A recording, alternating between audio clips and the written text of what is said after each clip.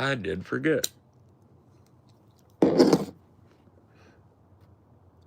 Well, then I have no excuse.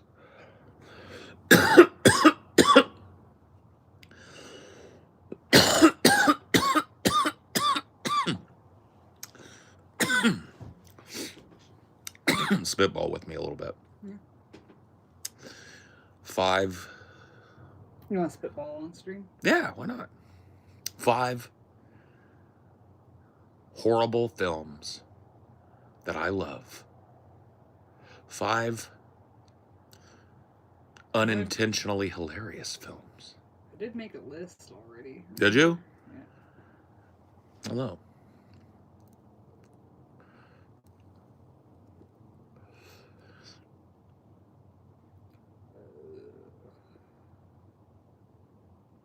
We got London on the track.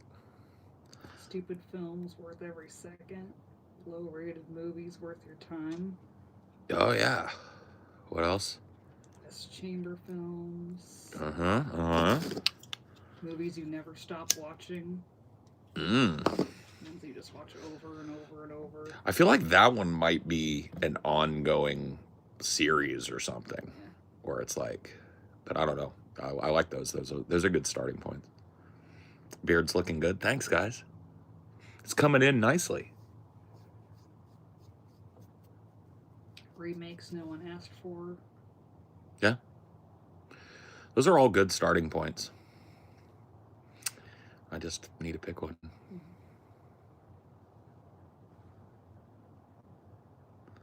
The horrible films you love sounds interesting to me. Yeah. That's one I'll definitely do.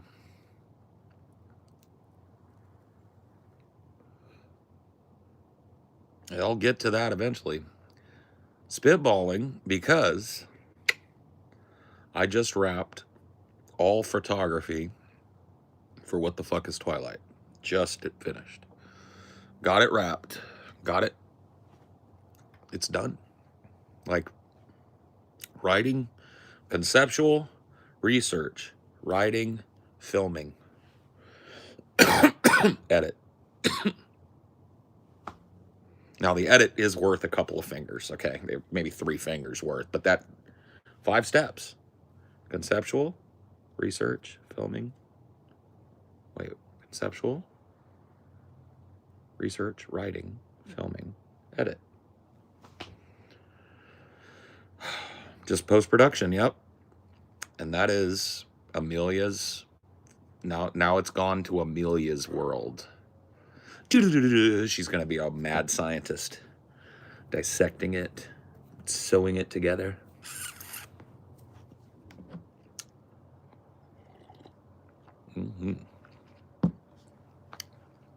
Exciting stuff.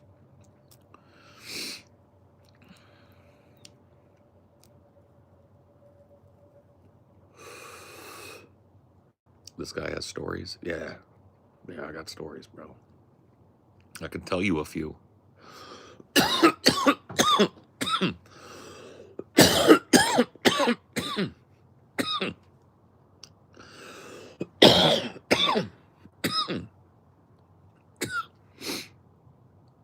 I'm a small rat. Yes, my name is Jimmy.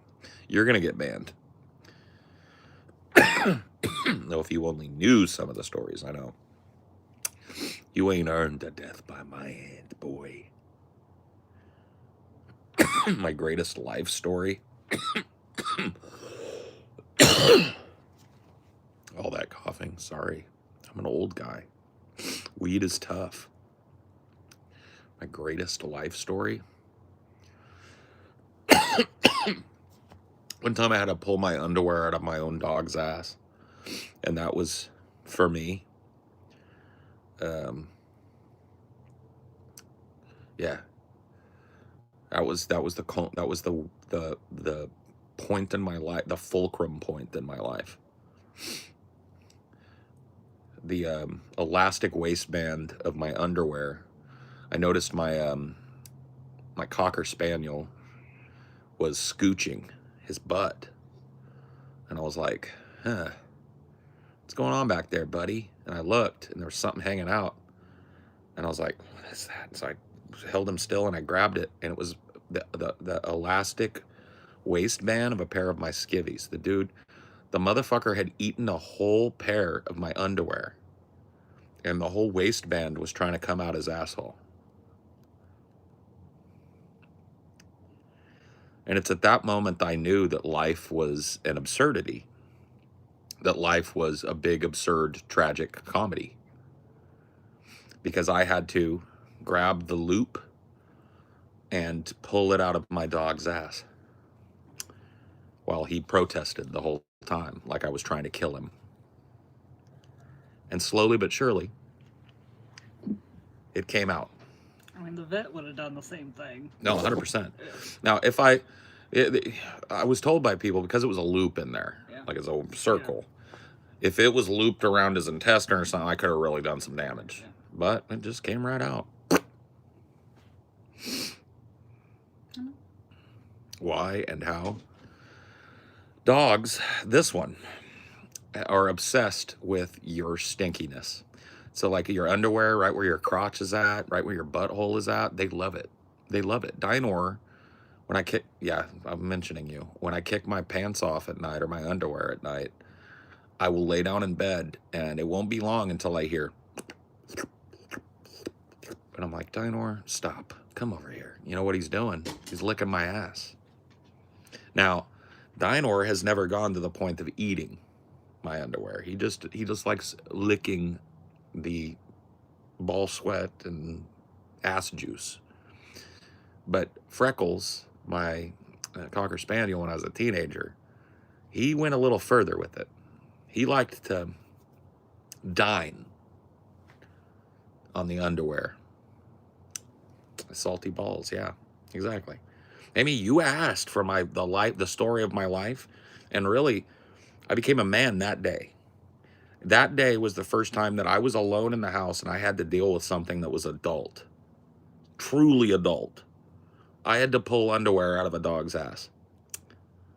And it was then that I realized life was going to be a comic series of absurdities. Cats will do it too, like rolling around in your dirty laundry and shit. Yep. Dine was around the same time you pissed in discarded fast food cups. Yeah. Yeah, it was right around there. It was right around then. Yeah. I was hitting the fucking StarCraft really hard. I was hitting the Ultima Online really hard. And I was like rot maxing is what you kids call it now. I was sitting I was collecting pea cups. You know, and that day I became a man. That day I put aside childish things. That's not true. I kept playing video games, but you get my point? Like Eugene Levy? Yeah.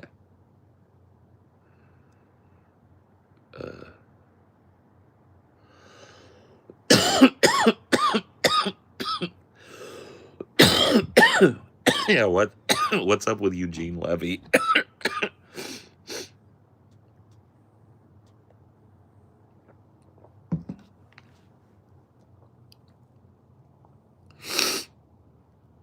You show your true character by admitting what you once were. Well, sure. Can't run from it. And every bit of that was a step on the path towards now. You know, I learned my lessons. Sometimes the hard way. Most of the times the hard way. Sometimes you just got to get smacked. You know? The sideburns make it. Wait until I let them grow. Because I'm going to grow the beard back, but one portion at a time. Sideburns first. Big mutton chops. Then mustache. Keep shaving, and then everything comes back. And it'll be silver. Silver! Amelia was saying, oh, it looks like there's still some color, but if you really look, I've got stubble, and this part of my face looks lighter than this part of my face.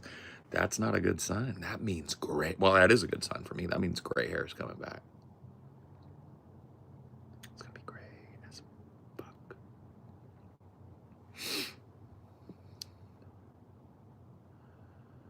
Yeah, I like the Spawn animated series, but it was before it was out. It was before '99. The one that I watched was '96, '97 on MTV. I was actually rewatching some of the old Q&A videos. I forgot about the Mansion Lard BDSM tale. That was a good one to revisit. Yeah, well, I mean, I've told you before that that's actually two stories that I blended into one. Two different mansions, but it made it funny that it was the same mansion. Like, it gave me an opportunity to take this story and meld them together because I had two weird experiences in like really nice houses. Two weird parties, you know what I mean? And I melded them into one weird party. That's an example of like crafting a storytelling kind of thing. Like, it doesn't change the story, right? It doesn't like add or subtract really from the story. It just allows me to segue into a completely unrelated story and make it feel like it's related. I love that.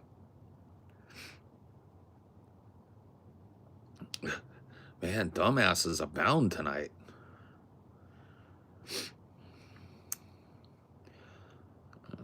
You know, you'd think that, like, man, you guys are going to get in big trouble if your mom comes in and sees you're still on your phone.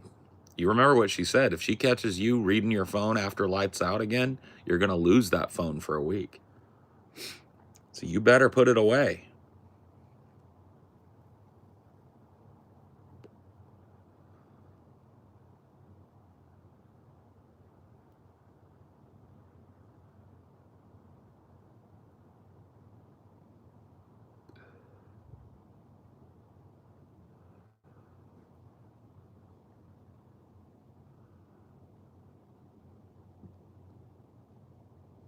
I am my own mom. Cool.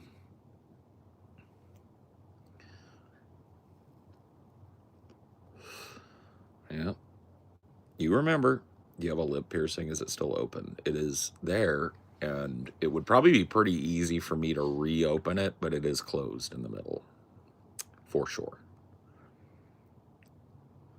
It's interesting to me how noticeable it is. People keep asking about it. Well, because you don't have nothing hiding it Yeah. anymore. I'm used to seeing it there, and I could see it even when I had my beard, because that's where my like soul patch is at. Very distracted from. Right. There's a lot more going on up here, and now people can really see it. Yeah. It's interesting. I did like having it, but I can't let it mess up my teeth. It messed up my teeth pretty bad. My gums. How many years did you have it in? Got my Libre at 16. I kept it in until I was 26. So 10 years. Yeah, so that's why it's so prominent still. You didn't just try it out for a couple of years. Oh, I had it 10 years. Yeah. So.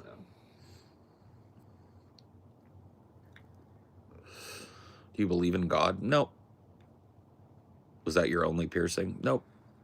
I got gauged ears. That happened in my teens. I had an eyebrow piercing. I had a septum piercing and a tongue piercing as well. I was pierced up. I feel like the eyebrow didn't scar the same way, though. You can see it if you look. Yeah, but it's not as prominent. And I had it for longer than the Libre. But I just had a barbell. Mm-hmm. It was a different kind of skin, too. Yep. Had a barbell there. Had a ring here. Had a barbell through the tongue. And a spike through this. I used to wear a spike here, which really made me look edgy and mean instead of soft and doughy. Just kidding. It didn't. How did you come to that kind of conclusion? Well, I was born under that conclusion, if you understand, right? I was born an atheist. So, get a septum ring? I don't really want to. You like nu metal back then? I'm a little before nu metal.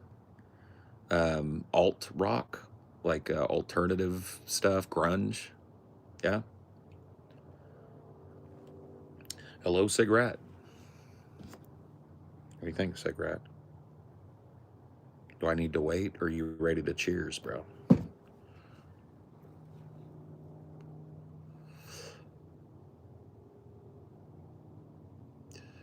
Isn't tattoos, piercing, etc. just to replace what? Talent or anything interesting about the person? That's a no.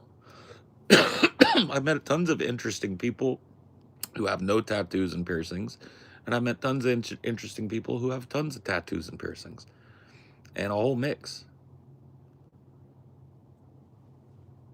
Oh, got you.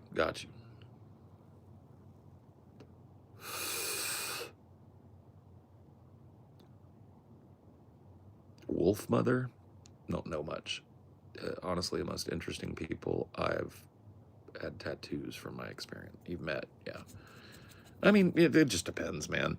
Like, most people have tattoos now. Like, they say no tattoos is the new tattoo. You know what I mean? Because, like, it was heading that way for a long time when I was a kid.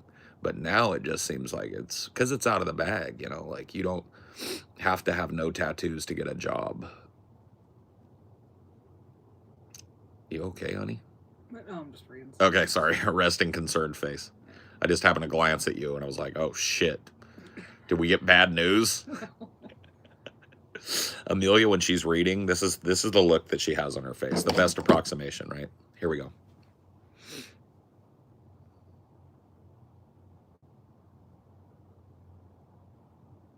And I'm just like, oh, no. Oh, no. I'm just reading a random Reddit post. Have they found out my alias is my alias burned?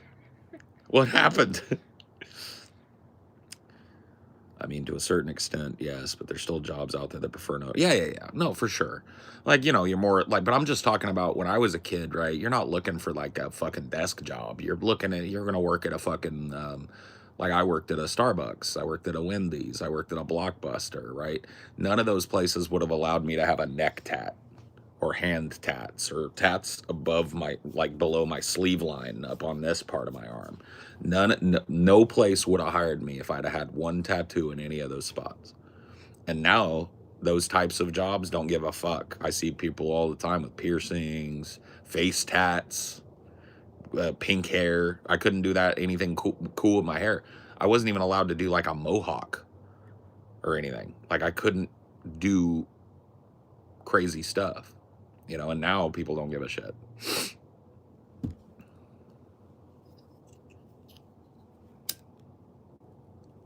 I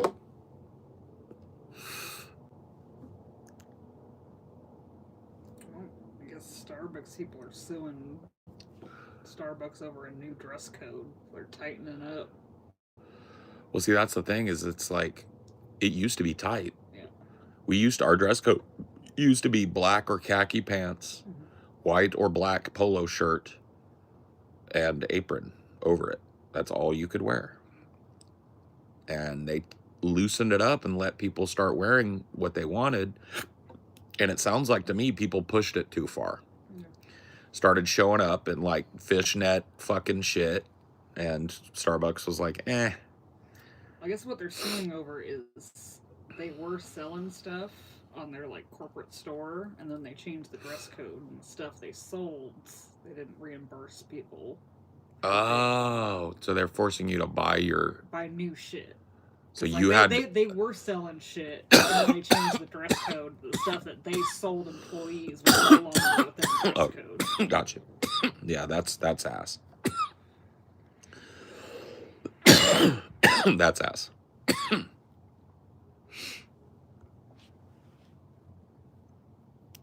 Worked at a deli. Cool.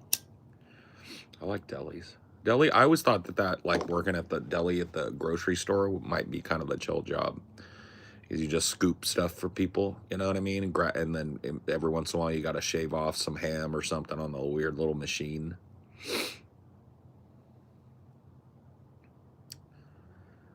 If I had my way, I would wear a Knight's helmet 24/7 to hide my face. Yeah? I think that would be uncomfortable. I think you might want to consider not doing that.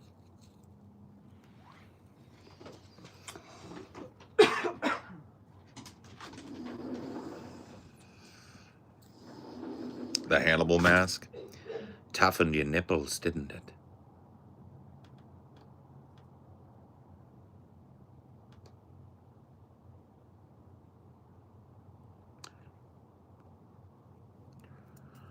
golden Oni mask.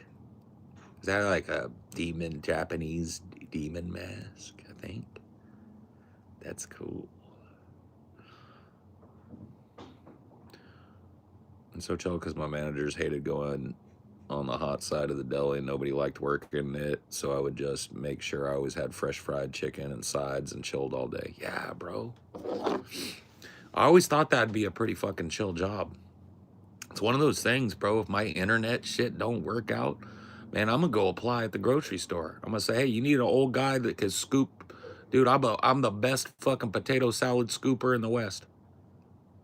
Do you think neighborhoods where you live, upper floors and everything would is in 15 minutes? You don't need a car. I lived in a place like that, blind programmer. So I used to live in downtown Bellevue, Washington. You can look up the building. It's the Avalon Meidenbauer building. Still there. Still a beautiful place to live. Really expensive, though. And the craziest thing about it was I lived one floor above a grocery store. So the Avalon Meidenbauer building is built with a Safeway in it. And it's accessible from the street, so people that live down there use it. But I lived one floor above it. So to go shopping for groceries, I would go down the elevator to the bottom, grab my groceries, pay for them, get in the elevator, and go back to my apartment. Shit's wild, right? I didn't own a car. For the year that I lived there, I owned no car. I used Uber and public transit to get everywhere I needed to go.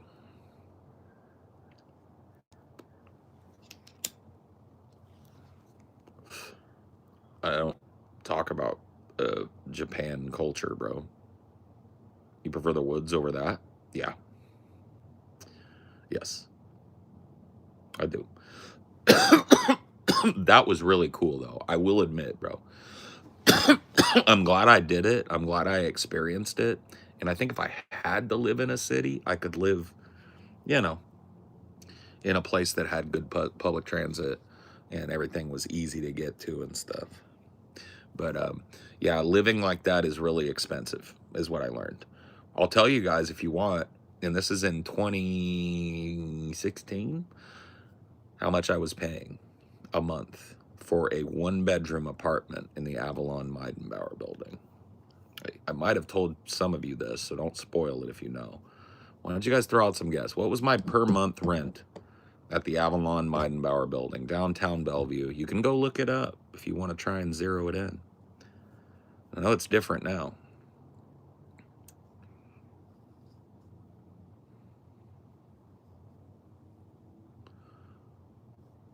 $1,500, $2K, $3,500, $36, $37. Keep going. Nope, keep going. Nope. Higher than 3,700. Go up from 3,700 and keep going. 4, keep going. 45, keep going. 56, all right, back off a little bit. It was $5,000 a month. Five grand was my monthly nut. You can go look it up. 5 grand was my monthly rent nut. Now that included my electricity and my parking access. So even though I didn't have a car, I had to pay for parking access.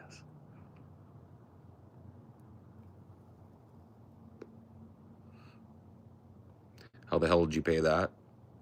I was working on a crazy internet show and I got, you know what my pay was? $5,300 a month. Bellevue ain't that nice. I mean, Chris, I shared a zip code with Bill Gates. So it's pretty fucking nice, bro.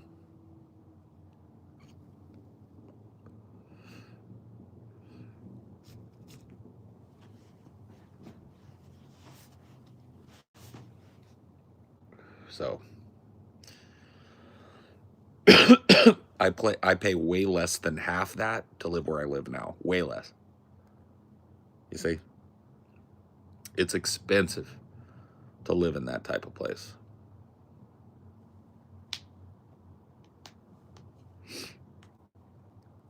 Yep. Couple $100 for Wi-Fi and food. And Ashley, if you remember Ashley, worked at Jamba Juice.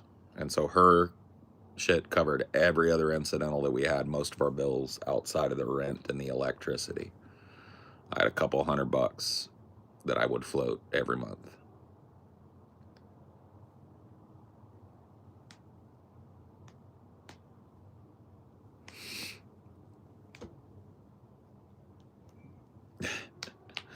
I mean, it was, dude, Johnny, it was pretty fucking convenient living there.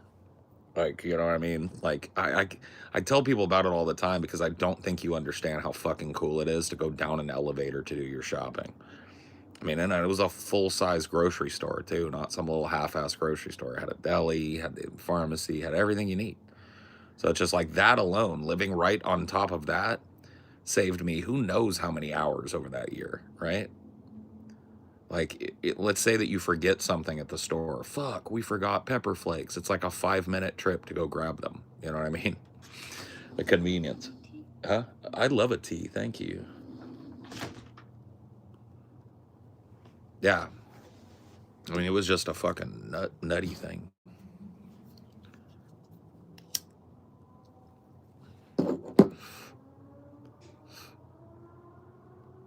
What sort of meals were you having during that time? A lot of like easy, convenient stuff. Like Ashley would cook a couple of times a week. You know, we would get like microwavable stuff. And there was a Mod Pizza right across the street, probably still is, from the Avalon building. And that was a pretty cheap meal, all things told. Like, for what you got. So we would eat a lot of Mod Pizza. At least it was cheap back then. I don't know what it is now. You ever experienced phantom beard? I have done this and gone like, oh, because I like to stroke my beard, you know, and I've done this and been like, oh yeah, that's right. I should.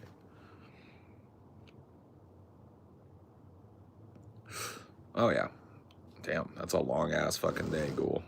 Yeah, you go get some fucking rest, ghoul.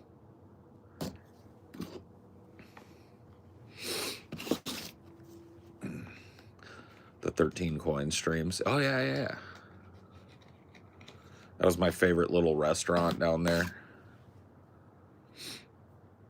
It was one of those restaurants that's in a nice hotel, but it was open 24/7. And so I worked a lot at night, you know, editing and streaming and stuff. And so I would just walk down there at night. After I got all my work done at the DP studio, I'd walk down there. And it was like a 10, 15-minute walk.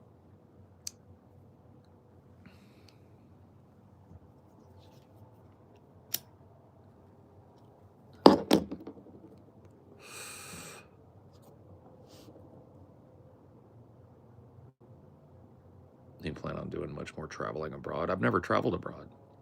I'd like to, but yeah, I've never really left the continental United States. I've been to Mexico a couple of different times. I've never even been to Canada. I live like an hour and a half from the Canadian border now, and I've never been to Canada.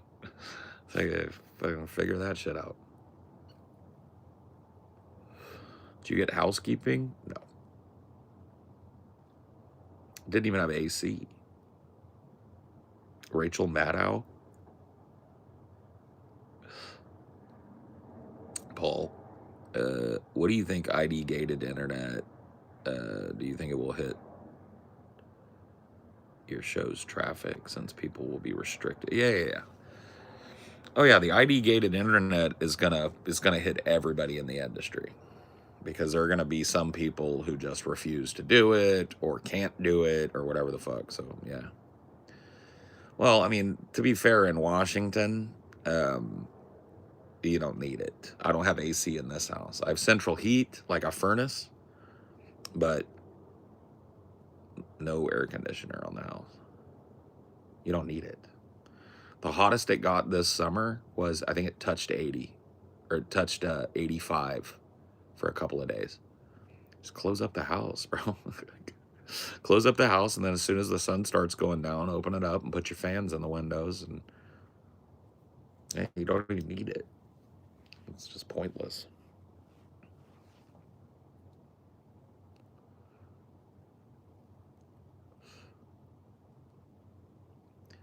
They did have a heat wave over this way, though, a couple of years ago, 3 or 4 years ago, where it got up over 100, and people were fucking dying out here, like literally. So, you know, that could happen again. We could get a big, nasty heat wave and just sit here and bake for a fucking couple weeks. That is gonna suck. If that gets real bad, we're just gonna have to go to a hotel, man. We'll just fucking go on down the road to Oregon or something and get a hotel and just stay in a hotel for a week or some shit.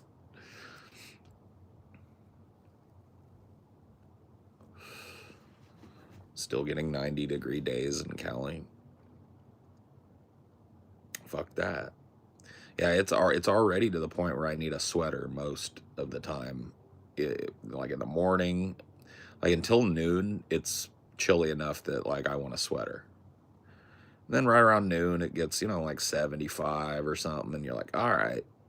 You know, you take your sweater off, and then the fucking sun goes down behind the forest. So it's not even down behind the horizon when you live deep in a forest like I do. The sun goes down behind the fucking forest at about 3. Oh, thank you, baby. We accidentally dishwasher washed that, but it doesn't seem like it fared too badly. Oh, the Tomump? Yeah. Oh, well, that's fine. I didn't accidentally do it. I did it on purpose, I think. I just forgot it wasn't safe. Yeah. Or it's not supposed It's to. probably, like, maybe it'll wear off faster if we did it over and over again. Yeah. That's probably what it is. Oh, I wanted to come out too. Our AC died one weekend. It got up to 100 in my state this year. It was miserable. It was like 2-3 years ago. Same shit happened to me and Amelia. Just AC didn't like die to the point where it wasn't running, but it just wasn't cooling anymore. And I had to fucking, Amelia calls it the man voice. I had to man voice our landlord because she had tried to call and they were telling her like, oh, it's going to be a week. So I called them and I was like, hey, I work from home. I can't be out of my home for a fucking week. It's 110 degrees. Get somebody out here today. And they were like, let us call you back. It's so fucked up that you have to be that way. Because Amelia's a very nice person. She's direct when she needs to be, but she's not going to like take that tone. But it's a shame you have to do that sometimes. You have to be very deliberate and let people know, like, this is not fuck around day. Because I told him, I was like, you know this. I work from this place. So it is not my job to maintain this property. And if you're going to tell me that it's going to be a week until you can come and maintain my property and my property is going to be unlivable, you're going to pay for my fucking accommodations. And my lost time and my lost income. So get somebody out here today. And what happened? Yep, they got it done that day. Bam. It was probably just some extra fee to get someone out earlier that they didn't want to pay. They didn't want to pay it. Well, fuck you. This isn't like one of the sinks is busted or like one of the toilets is not running. That shit can wait a week. Yeah. It's 110 degrees and the AC is out. Where am I supposed to go? Mm-hmm. You'd literally die in your house.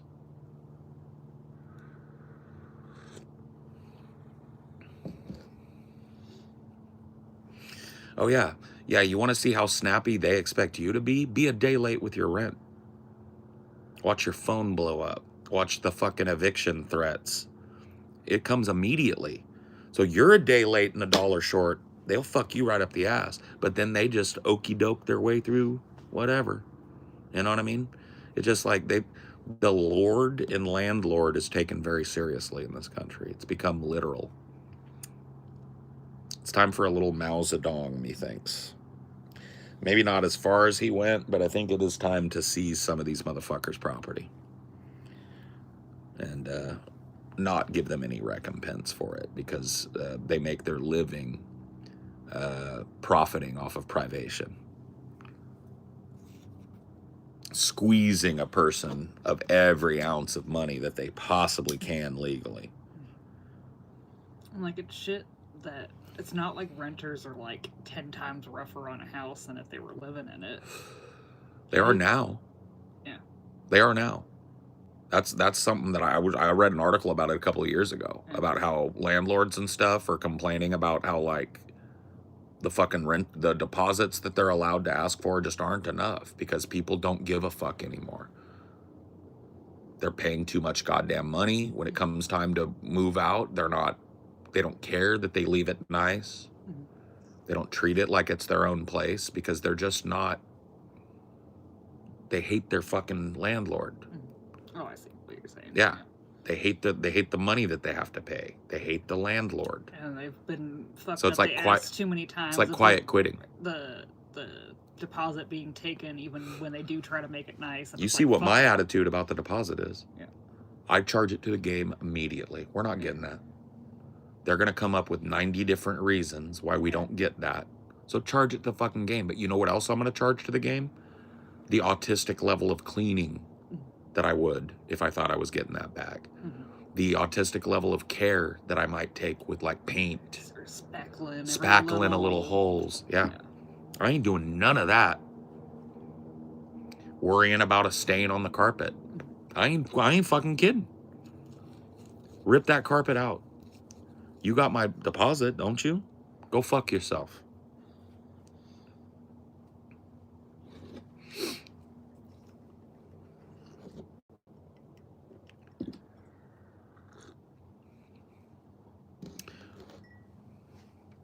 I am now. I nail up all my prints. Enough with that wall Velcro shit. It doesn't even matter if you do that. They're taking it anyway. It's part of the. Tell you some microscopic little nick means they have to repaint the whole goddamn or some wall. Shit that was there. Yeah.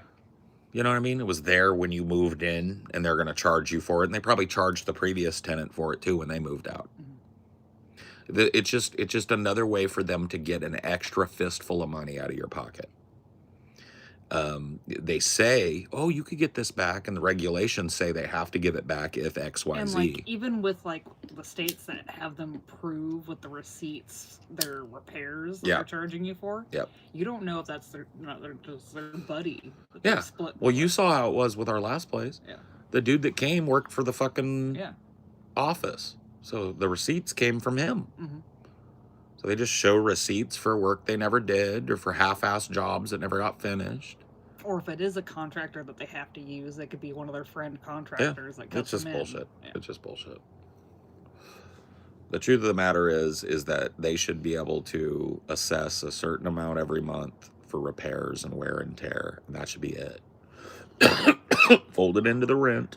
Yeah. Keep it limited to a certain percentage of the rent. Mm-hmm. And quit playing the game. Quit playing the give us $750 and you'll get it back when you move out game. Yeah. You think? Yeah. And like, there's already mechanisms in place if someone drastically fucks up your place. That's where a lawsuit would come in. If we were to like take a fucking sledgehammer and bust out all the walls, piss all over the carpet, shit on everything, break the toilet, we'd get sued for criminal damage. Yeah. But if we just leave it dirty and incidental, everything that happened to it, little nick on the wall from when we're moving something, little fucking scratch on the floor, incidental shit. Like, they can't expect you to, there are rules about that.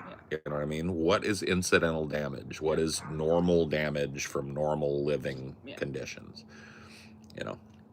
That's why, and other people feel differently about this. I never lie to a landlord about pets, because that's one thing they can sue you for. Mm-hmm. You sign the thing that says I don't have pets, and then your dog pisses and shits all over the house. They can sue you for that shit. You know what I mean? That's they'll probably charge you for pet odor anyways. Like that's like always the most vague thing. It's like pet odor. Well, that's the thing. Here's the pet odor. Yeah. They are required every 2 years Yeah. to replace the carpets in those fucking houses. Yeah. And they don't. They ripped out every bit of carpet in that house before they put another person in it.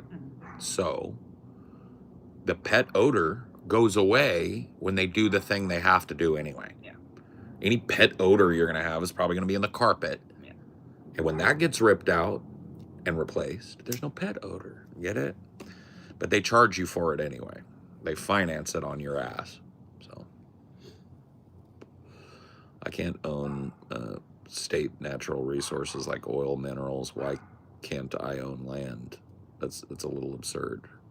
Why can't I own land? I get what you're saying. I don't know. It's the whole idea of land ownership is the end result of capitalism for a lot of people. It's like the end game for capitalism. I own my place, right? But if you think about it, it really is just depriving everybody of a place, right? Because it works that way, everybody can't have a place. Because some people have 20,000 worth of places, 20,000 places worth of land. And some people can barely afford a Section 8 apartment, or they live in shelters, or they live in their car. And the disparity is the problem. I think everybody should own everything. Like my friend Xander on the Dome, he's from Sweden. And he said they have a law there called the right of traversal, where there's no, like, you might privately own a big swath of land, but I'm allowed to go through it. I'm allowed to walk and camp on it as long as I don't treat your land like shit and I'm not living there permanently. I'm allowed to recreationally hike your land, walk right across it, set up shop right next to your little stream, camp there for a couple of nights, clean my shit up, and go on about my business. There's no way you can impede. It's like, I think it translates to the right of traversal. Like, you can walk this land. You can walk from one side of Sweden to the other through public property and private property. And nobody can fucking harass you about it. That's awesome. I think that's awesome. I like that. Take a poop on the land? Or where else are you supposed to poop? There's probably laws environmentally about pooping. Well, you probably have to dig a latrine. Yeah.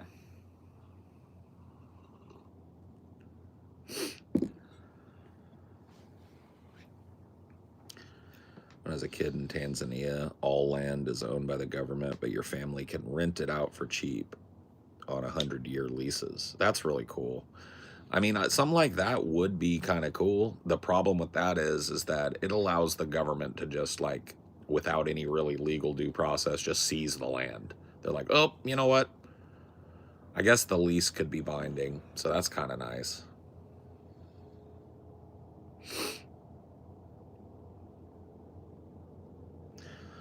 I'd be a little sketched out if someone just set up shop in my backyard. Well, I'm sure there are rules about distance from your domicile. The idea of the right of traversal is that you can't own it's like right now, right? If I wanted to walk east, I would be able to go about 300 feet, and then I would reach a fence. And if I climb over that fence, I've committed a crime, right?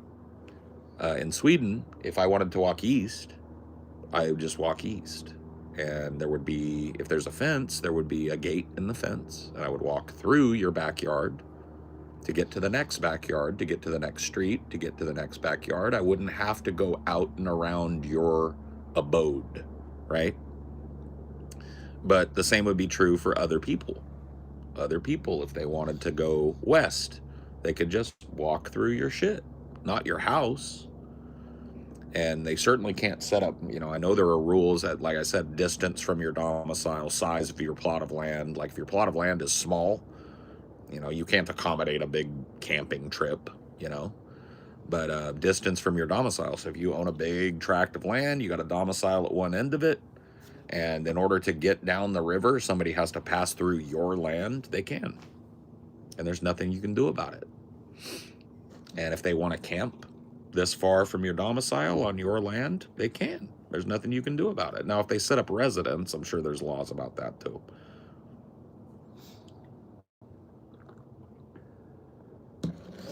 you use the bathroom if you're walking through. I don't know all of the traversal laws, but you can look into it. It's an interesting concept that I didn't know existed. It's kind of like private property with a community access aspect. So it's like private property, but it's treated more like public land. You are the only one that can develop your private property. You're the only one that can settle on it and improve it, but other people can traverse it.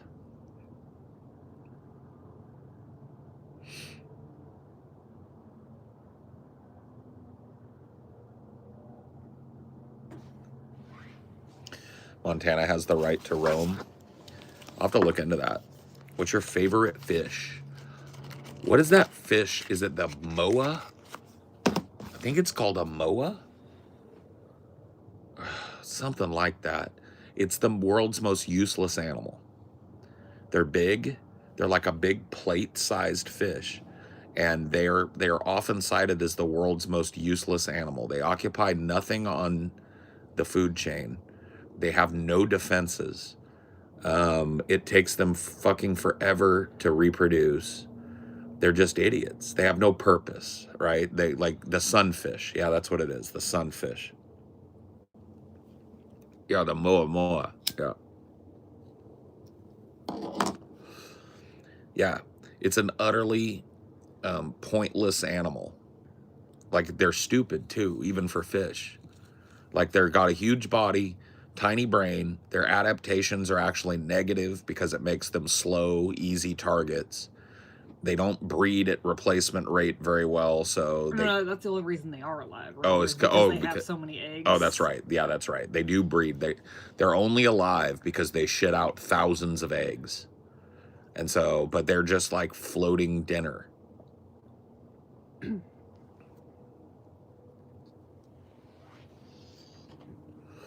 So I love that fish.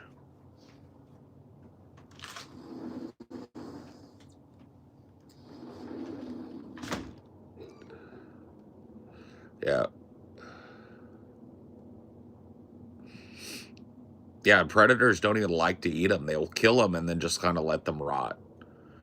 And they become food for like the scavengers and shit. Why hasn't evolution corrected?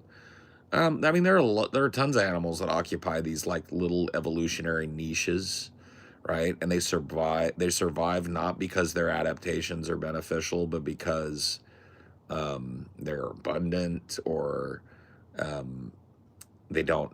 They live in an area that doesn't have tons of natural predators or any at all, right? Like the panda bear is an example of this. A panda bear is just a worthless animal. They literally sit all day and eat bamboo shoots. That's what they do. They don't even care about fucking. They're an animal that shouldn't exist, but they exist because their natural environment is a bamboo forest that has no large predators living in it. They're the largest predator living in it. Well, the largest animal anyway.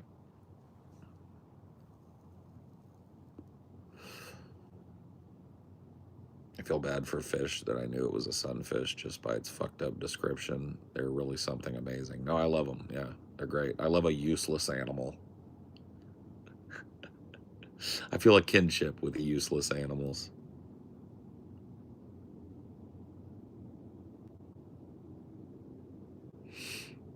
Avocados aren't supposed to exist either. Well, didn't we just like selectively breed avocados? Kind of like bananas? Which fish is the smartest? I don't know. That's a good question. I don't know. There's probably an answer to that, but I don't know. I know that fish are not known for their intelligence. Intelligence is not their greatest asset, most of them anyway. But there might be some. It's probably the little coral fishes, the little clown fishes and stuff that hide in that anemone. Anemone? Um, an anemone?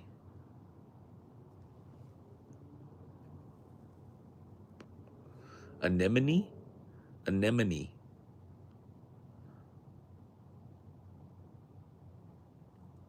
Pufferfish? Oh yeah, that's right. They make like the little pebble art.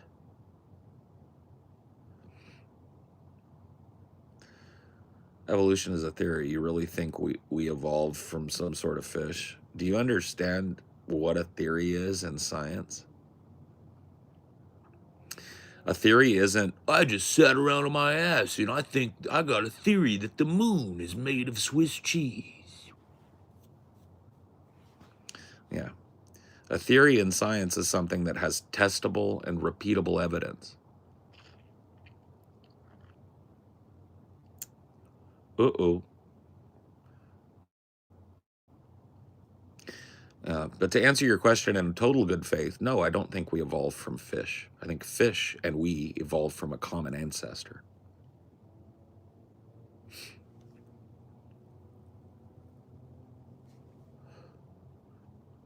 But that's just because I understand the theory of evolution, and I don't cherry pick the Bible and pretend I don't understand it and go la la la la la la la like a lot of Christians do. Yeah, gravity is a theory.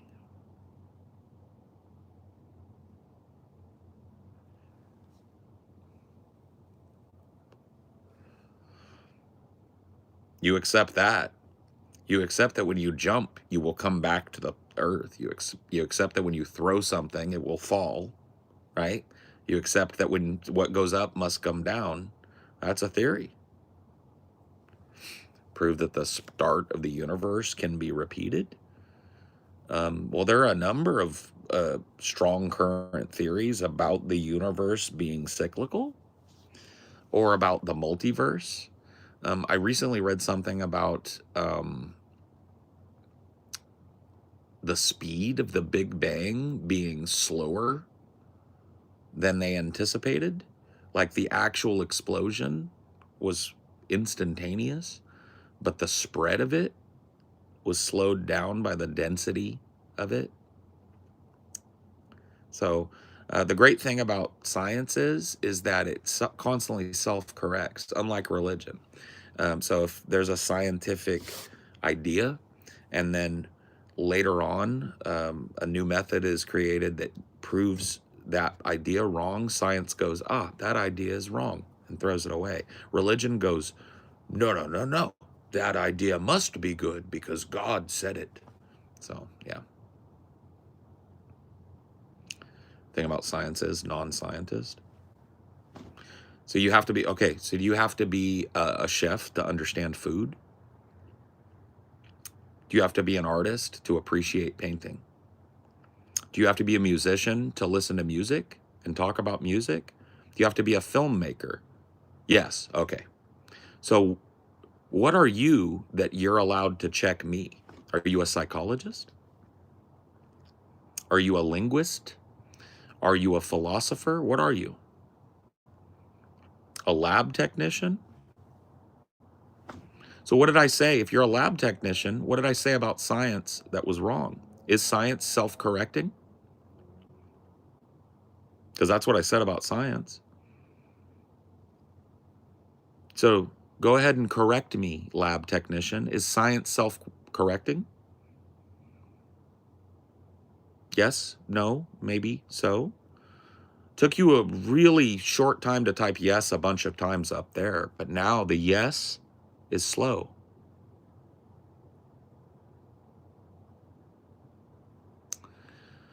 Paul, but religions like evolution evolve as science progresses. I bet religious people in 1801 believes different. Well, yeah.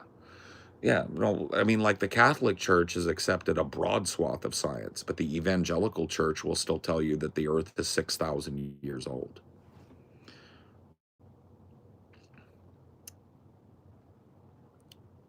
It was too slow reading. Got you. Can somebody send Dean Stewart back to the laboratory? I think he has some beakers that he needs to like, bloop, bloop, bloop. Yeah. Get Dean Stewart the fuck out of my face. Send him back to the lab.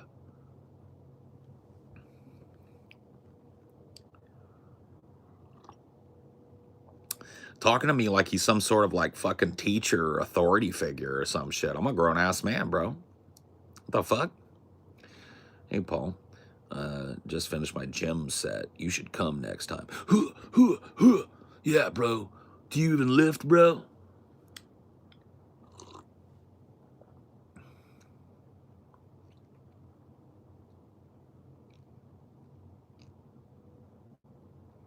Your worldview makes zero sense. Order from chaos. What do you know about my worldview? Can you tell me what my worldview is?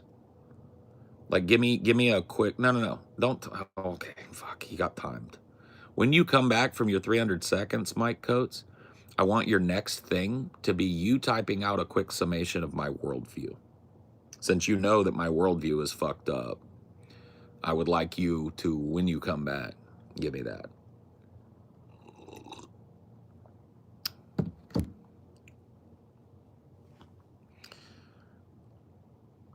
Mike has to be trolling. Maybe. The thing is like I've had a lot of conversations with religious people, and they do come at you with that type of shit. Like I have heard evolution is like believing that a hurricane can build a jumbo jet. Shit like that. Talk about Discord debate channels. Why not bring one of those here as content fodder? What do you mean? Well, here's the thing. I don't like recording people in that place. People do it there, but I'm not looking to make content on other people's arguments. So it's not interesting to me. Now, I will tell you that now that I have finished up, by the way, I'm so fucking excited. I finished principal photography on my project.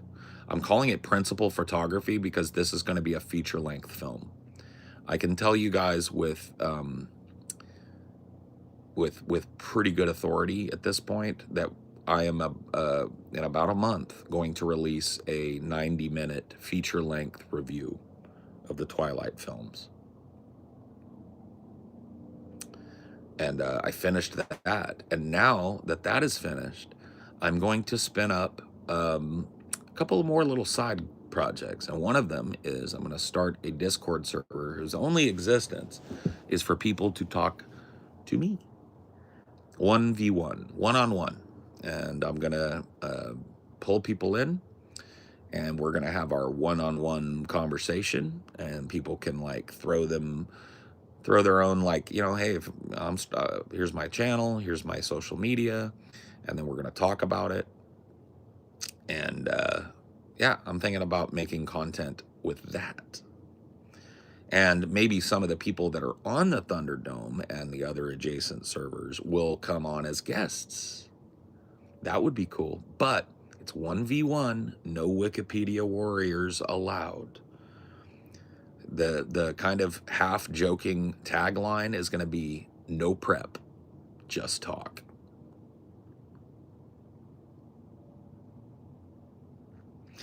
I want to kind of make the anti-debate bro show, where it's not about like, let me read statistics to you and show you this pie chart.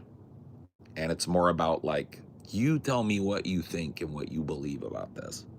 As a human being, let's talk. Let's not pretend we're fucking philosophers and crazy fucking, you know, let's not do that. Well, I mean, we can pretend we're philosophers. Let's not pretend we're doctors. Let's not pretend we're political experts, even if we are, on any topics. Well, here's the thing. I'm thinking about marrying it to whatever the discourse is in the country at the moment. You know how there's always one thing that it's all anybody wants to talk about? Trump shit his pants. Ukraine is about to start nuclear war if they go into Russia. Israel has completely leveled the West Bank. You know what I mean? Like whatever it is at that moment, we'll talk about that.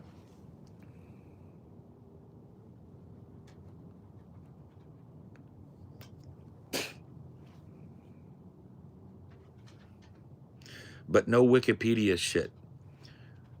It's not a debate. We're just two people having a conversation about what we believe. I'll give my take, then I'll pull somebody in.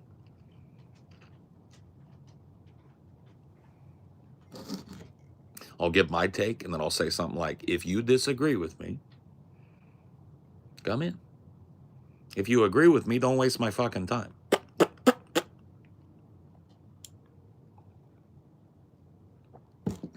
Just say you're right in the chat.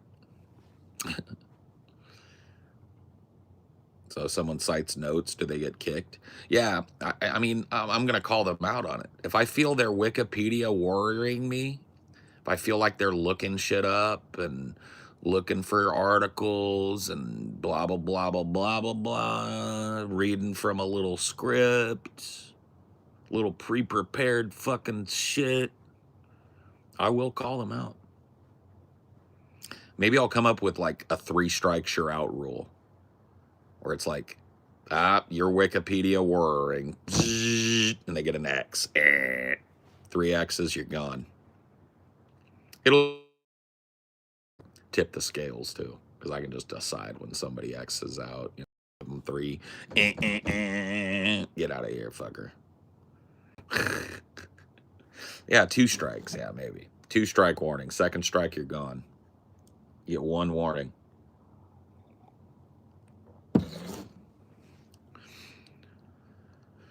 Over the years, I think we align like 98% of the time. Biggest thing I think we disagree on is probably pessimism. Well, I mean, I'm not a, I don't know. My philosophy is not inherently pessimistic anymore. So maybe we do agree.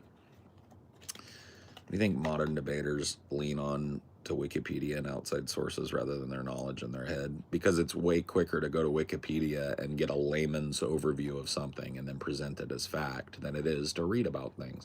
And look, dude, I'm just as guilty of this as everybody else. One of the reasons I want to do this is not to force other people into some sort of uncomfortable position, but to force myself into it. I'm just guilty as anybody else of starting with a bias and working backwards from a conclusion when I think something is true. I don't want that. I want us to reach a conclusion, or you to reach a conclusion, and we reach contrary conclusions and we argue it out.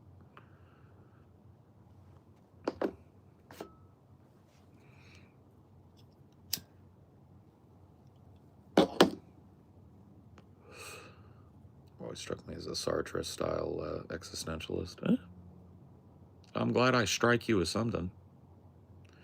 Well, I've a very pessimistic bent to my philosophy for a long time. I don't think it's all that, and it's all that central to my philosophy anymore.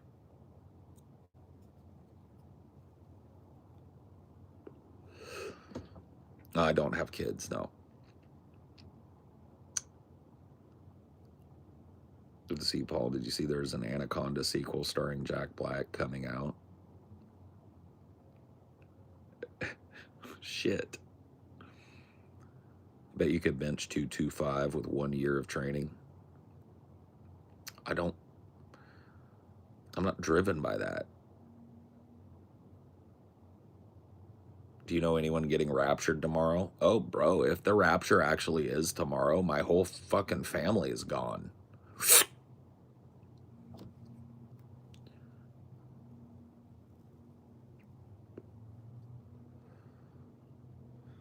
Pessimism. Well, that's one of those things. It's a little trite, but a lot of times people will say, behind every pessimist is a disappointed idealist.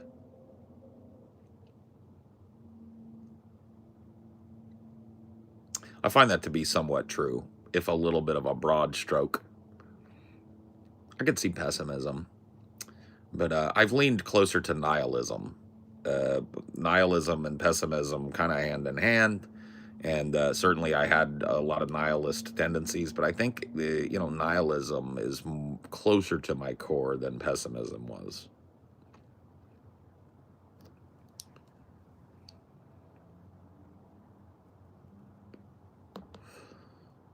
My mom weighs at least 275. How do you know what my mom weighs? Yeah, I've heard of these rapture pet sitting services where it's like a dead man switch. If you don't check in, then somebody comes to your door and takes care of your pet.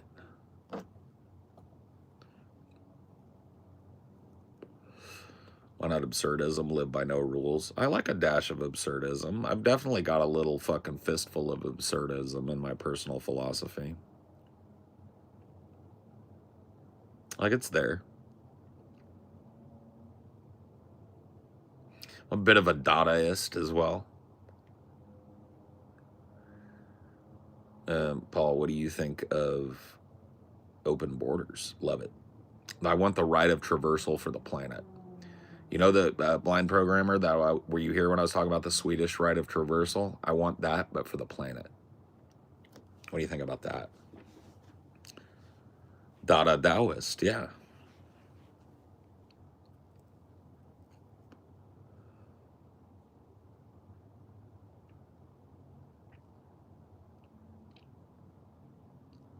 Based. Doughy Dada Thou. I love the alliteration, my friend.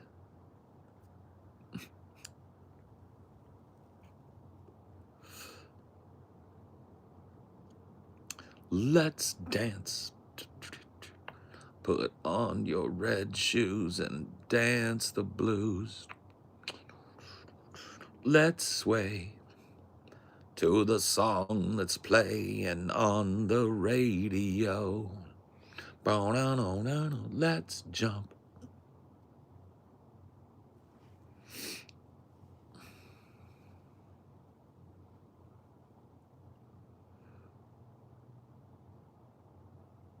The Great Disappointment in 1844. Oh yeah, dude. Everybody, like, these Christians, they've been convinced for 2,000 years, literally, that we live in the end times. Do you know that the people that wrote the Bible presumed that Jesus was coming back in their lifetimes and wrote it as such? And so Christians have been fucking, like, mind broken by that. And so it's created 2,000 years of tradition where, like, millions of people have come and gone out of the religion and died, right? And at some point, almost all of them were convinced that the rapture was just a day away. You know, it's going to happen this year, next year, 5 years, you know, whatever it is, it's close, man. We live in the end times. And they'll say that shit. And they don't even stop to think that they're saying the same shit that people 200 years ago were saying, that have been long dead, and people 300 years ago were saying, right? They never stop and go like, maybe Jesus ain't coming back. You know, that never fucking occurs to them. It's always gonna happen, and it's always soon. Hashtag soon.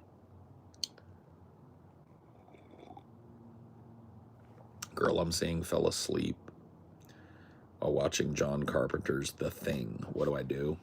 Dump. Hey, baby. Let me mute this. How do I mute it? There.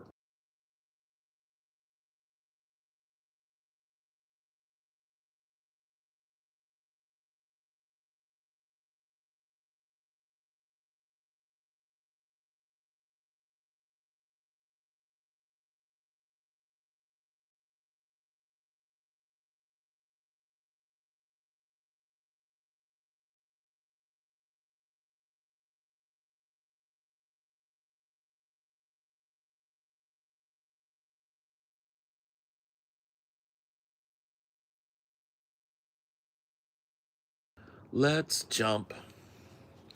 Shoe on head, more like brain in trash can. I don't know. I've always just had a dislike for her. I've always had a real genuine distaste for people. And I don't know how to put it. By the way, I forgot I did this. Hello, Sig Rat. Cheers. Welcome back. But I've always had a real distaste for people. And I don't know how to describe it better than this. So just follow me. People that are like this. You get it? Like, which way is the wind blowing? Ah, that's what I believe. Oh, wait a minute. Wind's blowing a different way.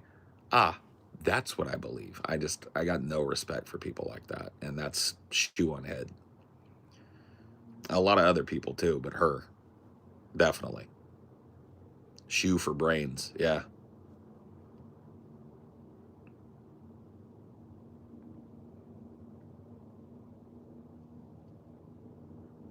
Not mercurial. Mercurial is like for personal stuff. You know, it's like, oh, I'm going to do this. Maybe I'll do that. That's not like, what I'm talking about is, what's everybody else thinking? That's also what I'm thinking. You know, and then in this day and age, you got to pick a side. Bum, bum, bum. Bum, bum, bum, bum, bum. You know what? We're doing it. What? You'll see. You'll see, honey. You will see. I think I'm going to change it, though. That one's a little ostentatious for me.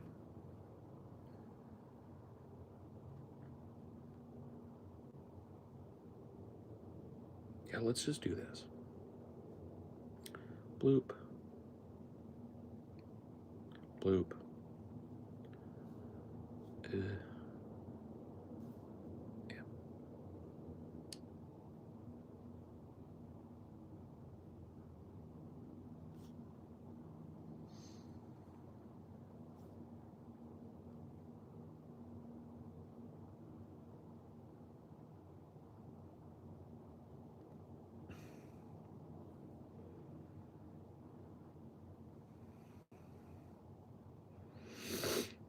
Sorry. Just taking me a little second here.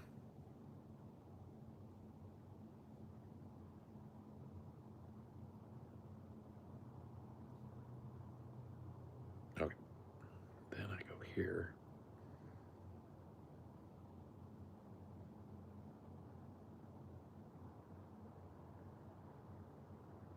Okay. We're good. We good. Oh, I see. You wanted to be fancy like that. I wanted to be slightly fancy today, just to see what was what. Do you see what I'm saying? Mm-hmm. Just to give myself a little fancy pants, schmancy pants situation. Paul, what day is that debate again? Which debate? Oh, with that Christian dude? Oh, modern day debate. That's October 19th? I thought you moved it up to September. That's what you said. I don't think so. I think you put it on the calendar for me. Yeah. I'll have to check.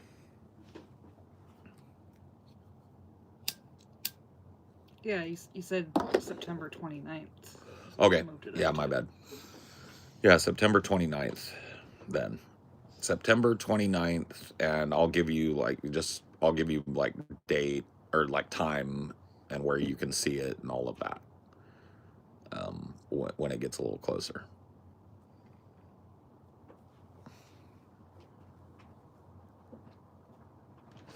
Next week. I guess so. And I think at the end of next week, my dad is coming back to town. For those Paul Sr. fans, he's going to be sitting right out here talking shit. Well, I'll be talking shit. He'll be checking my shit talk. September 29th, I will be on the channel Modern Day Debate, debating a guy named JB, who is a Christian. And I believe the terms of the debate are going to be whether Christianity or secular humanism is better for running the world. Just stepping out of my comfort zone a little bit. I did tell the guy, like, listen, I'm a guy that talks shit on the internet for a living, not a professional debater. He was like, oh, that's fine. It's cool.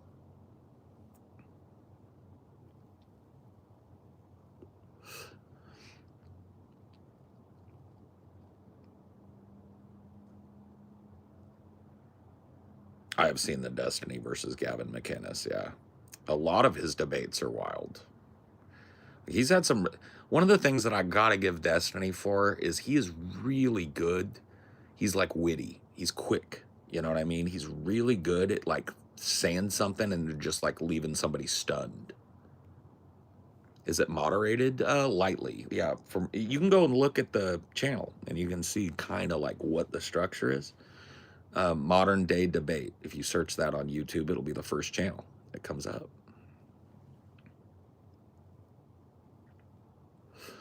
Saw Goodfellas for the first time today.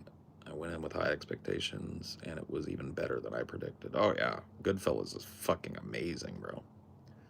Seen a few debates like that. I'm sure you don't need help, but I'll say make sure to focus on the consequences of the worldviews, not God, not real though, or there's icky things in the Bible. Yeah, I'm not really going to take that route. I think we're going to talk about the, well, at least projecting the consequences of a Christian nation, the privation, the kind of totalitarian Christian nationalist bent that would surely form, the kind of persecution of people who refused to believe or didn't believe or refused to practice in the exact way. This kind of strict adherence to dogma on a global scale would be terrifying, et cetera, et cetera, et cetera, et cetera, et cetera.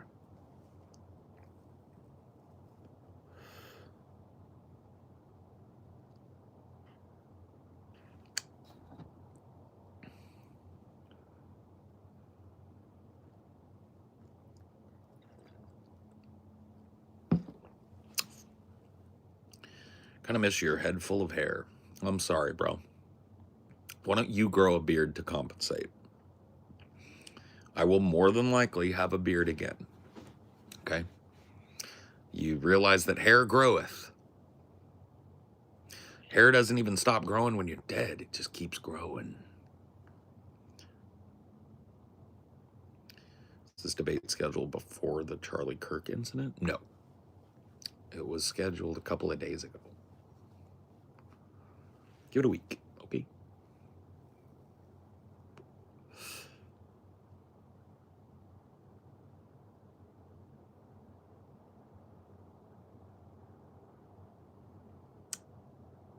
Yeah. Pwop. Aside from truth value, do you think Christianity is useful?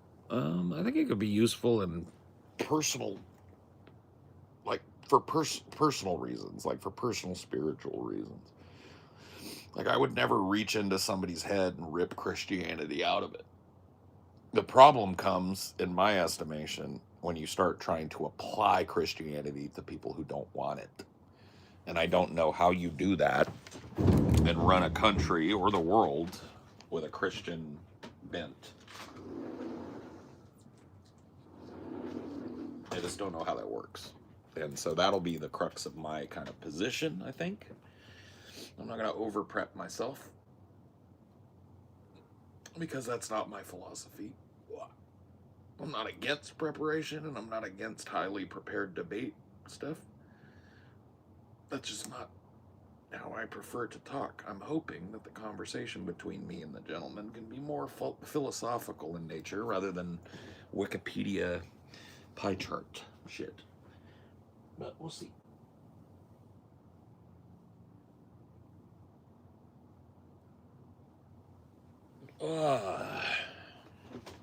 Whoa, whoa. Holy shit. Ow. Oh. Fuck. My back hurts. It sucks, but it's true. All right, I think I'm done. See you fuckers some other time.